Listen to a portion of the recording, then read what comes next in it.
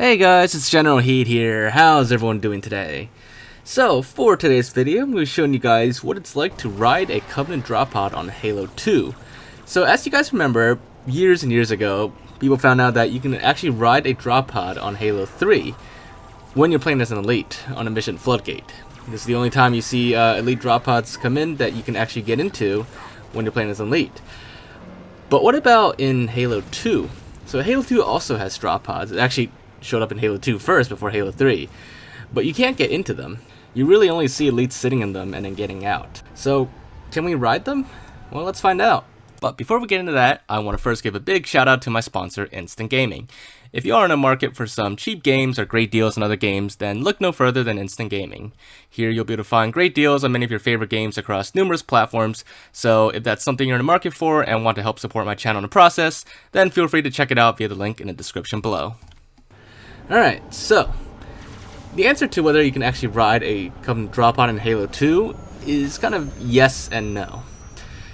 You have to mod the drop pods to be able to ride in them. They are actually vehicles in the game files. That's the reason why like elites are actually like in them and then like get out of it.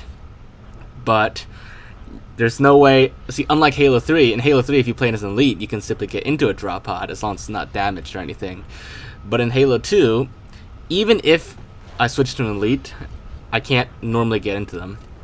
That's because the drop pods are actually like a kind of a one-time use thing. Once you get out, you can't get back in.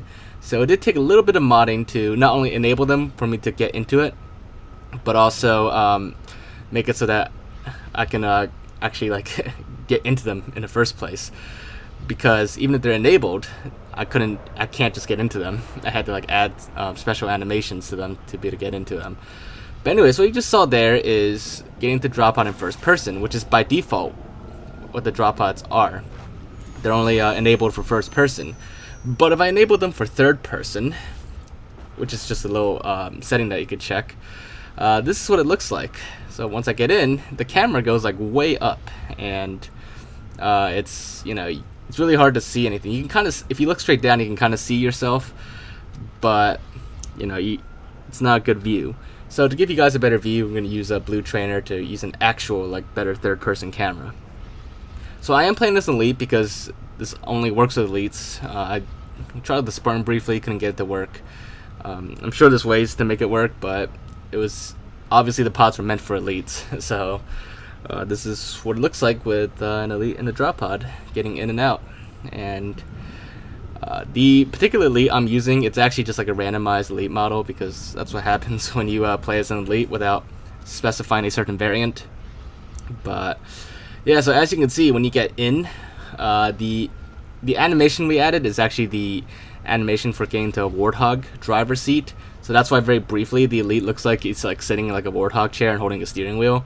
But right after that, we fixed that up a little bit, and you know the elite just goes into the correct pose while it's inside the drop pod.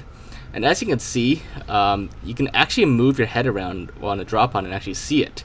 Whereas in Halo 3, when an elite goes into the drop pod and looks around, you don't see their head move. They're actually like completely like frozen stiff once they're in the drop pod. So this is actually like pretty interesting, because that means like the Halo 2's drop pods were slightly more, I guess you could say, flexible for the elites than in Halo 3. Now, of course, they don't work out of the box, but you know, just a few small, simple changes here and there, and we re-enabled the drop pods to be, I guess, reusable in a way. But yeah, so there you guys have it. That is what it's like to ride in a Covenant drop pod in Halo 2, which normally isn't possible, unlike Halo 3. But yeah, so hopefully you guys did enjoy this video and found it to be interesting. It was a little shorter video, but hopefully you did enjoy it nonetheless. And if you did, make sure to leave a like. Leave your thoughts in the comments. If there's anything else you may check out or look into or test out or experiment with, just let me know in the comments, and I'll do my best to look into it when I get the chance. But other than that, if you still haven't already, do make sure you subscribe to my channel so you can stay up to date with the latest videos. And other than that, I will see you all next time. Bye, guys.